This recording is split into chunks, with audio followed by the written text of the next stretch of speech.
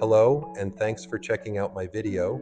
In this video, I'm going to talk about some Judique folklore, namely by telling you about some stories I found online. Here's an excerpt from Social Highlights by Janette MacDonald from the Historical and Social Development of Judique, submitted to the Faculty of Arts, St. Francis Xavier University, 1968. In the years before television and radio, the main facet of entertainment in the homes of Judique took the form of the K-Li.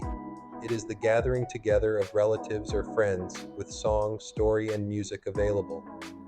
The stories related were usually ghost stories, many of which can be readily traced to Scotland, but with the names and locations changed to suit the new land. Perhaps the most common stories of forerunners evolved around hearing phantom coffin makers at work in the dead of night. Many of the older generations have claimed they have heard the rattling of boards, the sawing of wood, and the tapping of the hammers. This meant that a death was coming, and they say that after a death occurred, the exact sounds they heard were reproduced in actuality. Taps at the door have also long been an indication that death would come to a person of the household in which the taps were heard. Ghost stories have been told, and such phantoms have been experienced by certain individuals as long as Judique has been a community, even though the science and materialism of the 20th century was supposed to have killed such beliefs as these. Perhaps the most familiar ghost stories concern the return of people who have left debts unpaid upon leaving the earth. Stories have been related stating how they returned and spoke to some persons asking them to pay off the debts for them. After the debt was paid, they were seen nor heard no more. Dances were another form of entertainment, and the people often walked miles to attend. These dances began around 6 p.m. and went on to the early hours of the following morning. 8 handreel were the dances of the day, and inevitably throughout the evening. Scotch fours were launched by the distinguished step dancers. Music was supplied by 1 or 2 violin players who played until the last couple left the floor.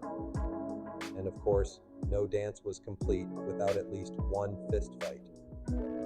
Square dances are still held in the parish hall, but they have changed. The younger generation does not have the same desire their fathers and their grandfathers had. The late J.A.H. Cameron, in his story, "The Gentleman from Wyoming," tells of a Judique boy coming home from a New Brunswick lumber camp with a couple of black eyes, a cauliflower ear, a flattened nose, and a face packed with sticking plaster. He said that a French-Canadian bully at Bathurst beat me up. His brother Dan, who was hoeing into the herring and potatoes, jumped from the table and started for the door. An old man asked Dan, "Where are you going?" and he replied, "Straight to Bathurst." Dan went, and he came back in the spring happy and satisfied. He had evened the score with the New Brunswick lumberjack. Very few, if any, of the younger generation of sports fans ever heard of Dan MacDonald. He was Judique's famous wrestler who engaged in 945 professional matches during his colorful career. Between 1910 and 1912, Judique Dan, as he was affectionately known, toured America and made a clean sweep of U.S. middleweights. Dan's greatest triumph occurred at St. John's, Newfoundland on New Year's Eve 1912. This is when he defeated the great Sam Anderson of Sweden for the Lord Lonsdale belt, emblematic of the World Middleweight Wrestling Championship. One of the truly iron men of the mat, he wrestled in an era when wrestling was wrestling, and modern hippodrome techniques were unknown. In November 1936, at his native Inverness, Judique Dan MacDonald wrestled his last bout when he passed away at the age of 58. Judique Dan was a typical Cape Bretoner, a likable fellow who also spoke Gaelic. On the wrestling mat, he always gave his best. Another man worth mentioning as a distinguished individual of Judique is Allan MacDonald, known in these parts as Allan R. Jim. Allan was either the first or second to explore the northern part of Manitoba. He had valuable properties at Flin Flon and Fort Churchill. It was he who named the Great Bear Lake, Great Slave Lake, and Judique Lake, which are in the country. The first merchants in Judique were Andrew MacDonald, John Cameron, Duncan MacDonald, and in the later years, Donald Gillis, Donald S. McInnes, and John McClellan. These merchants, for the most part, were easy on credit buying. For many years, barter was the effective means of trade, and it is probably what these early merchants had to deal with.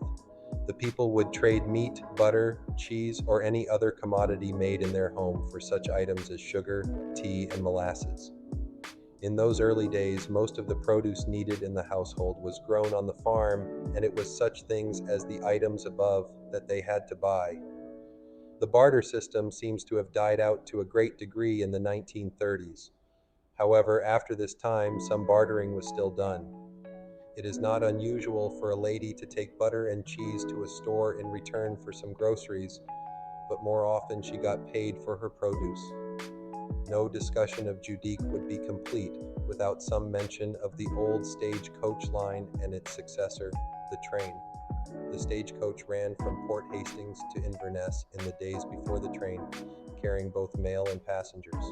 The coach was owned and operated by a Mr. Archibald, who had his headquarters at Port Hastings. A stable for this line was situated at Judique North. Here the stage stopped and got a fresh change of horses, for the next stable was at Mabu.